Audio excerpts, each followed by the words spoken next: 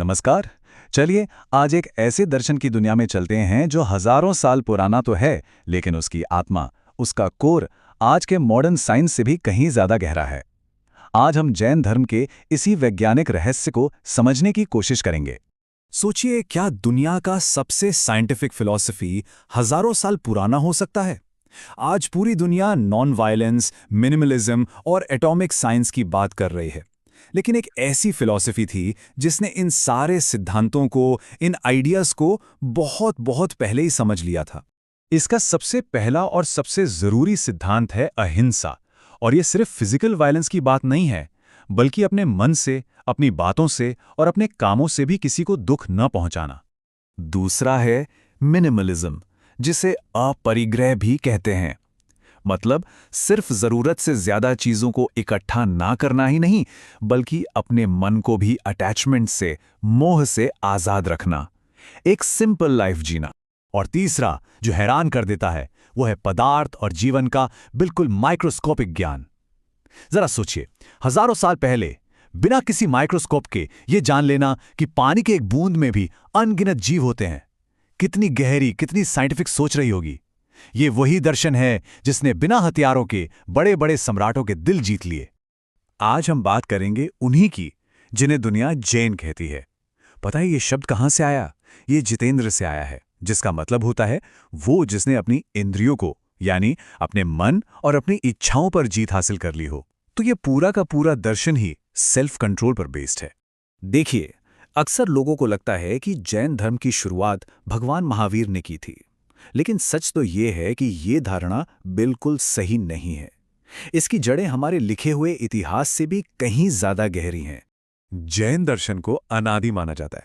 अनादि मतलब जिसकी कोई शुरुआत नहीं है, जो हमेशा से था, हमेशा से है। इस दर्शन को समय समय पर 24 तीर्थंकरों ने, यानी स्पिरिचुअल टीचर्स ने, हम सब तक पहुंचाया। और उन्होंने एक बहुत बड़ी बात बताई कि ईश्वर कहीं बाहर नहीं, वो हमारे अंदर ही है। तो इस महान परंपरा की शुरुआत हुई पहले तीर्थंकर ऋषभदेव से। उन्होंने ही तो मानवता को आर्ट, एग्रीकल्चर और कल्चर जैसे तोहफे दिए। ये परंपरा आगे बढ़ती गई। 22वें तीर्थंकर नेमनाथ श्री कृष्ण के समय में थे। फिर 23वें तीर्थंकर पार्श्वनाथ ने सत्य और अहिंसा की लौ जलाई और इस युग को पूरा किया। अंतिम तीर्थंकर भगवान महावीर ने। तो चलिए अब इस युग के अंतिम और 24वें तीर्थंकर भगवान महावीर के जीवन पर एक नजर डालते हैं। वो राजकुमार जो महावीर यानी एक महान नायक बना। करीब 2600 साल पहले की बात है, जब दुनिया में हिंसा और गलत रीति रिवाजों का बोलबाला था। तब वैशाली के राजकुमार वर्धमान ने अपना राजपाट, अपना परिवार, सबको छोड़ दिया। उन्होंने पूरे 12 साल तक कठोर तपस्या की और आखिरकार उन्हें केवल ज्ञान मिला, यानी सुप्रीम एब्सोल्यूट नॉलेज की प्राप्ति हुई। उनका संदेश बहुत ही सिंपल था, जियो और जीने दो। लेकिन इसकी गहराई देखिए। हिंसा सिर्फ किसी हथियार से नहीं होती। किसी को कड़वे शब्द बोलना या किसी के बारे में बुरा सोचना भी हिंसा का ही एक रूप है। भगवान महावीर ने अनेकांतवाद का एक अद्भुत सिद्धांत भी दिया। इसका मतलब है कि सच और हकीकत बहुत कॉम्प्लेक्स हैं और उनके कई पहलू हो सकते हैं। एक ही चीज को देखने के कई नजरिए हो सकते हैं। यह सिद्धांत आज भी मैनेजमेंट और फिलॉसफी की बड़ी बड़ी किताबों में पढ़ाया जाता है। यह हमें सिखाता है कि दूसरों के पॉइंट ऑफ व्यू की रिस्पेक्ट कैसे करें। जैन दर्शन का असर सिर्फ स्पिरिचुअलिटी तक ही सीमित नहीं रहा, इसने तो भारत के इतिहास को भी एक नई दिशा दी। इस दर्शन का प्रभाव इतना गहरा था कि भारत के सबसे महान साम्राज्यों में से एक, मौर्य साम्राज्य के संस्थापक सम्राट चंद्रगुप्त मौर्य, उन्होंने अपना सिंहासन, अपना राजपाट, सब कुछ त्याग दिया और एक जैन मुनि बन गए। अपना आखिरी समय उन्होंने कर्नाटक के श्रवणबेलगोला में एक साधु के तौर पर बिताया। और ये विरासत हमें आज भी पत्थरों में जिंदा दिखती है।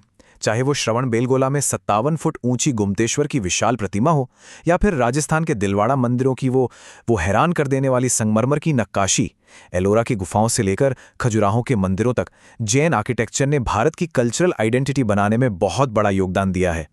अब देखते हैं कि कैसे जैन जीवन शैली सिर्फ एक धर्म नहीं, बल्कि एक पूरा विज्ञान है जो आज भी उतना ही रेलेवेंट है, उतना ही जरूरी है।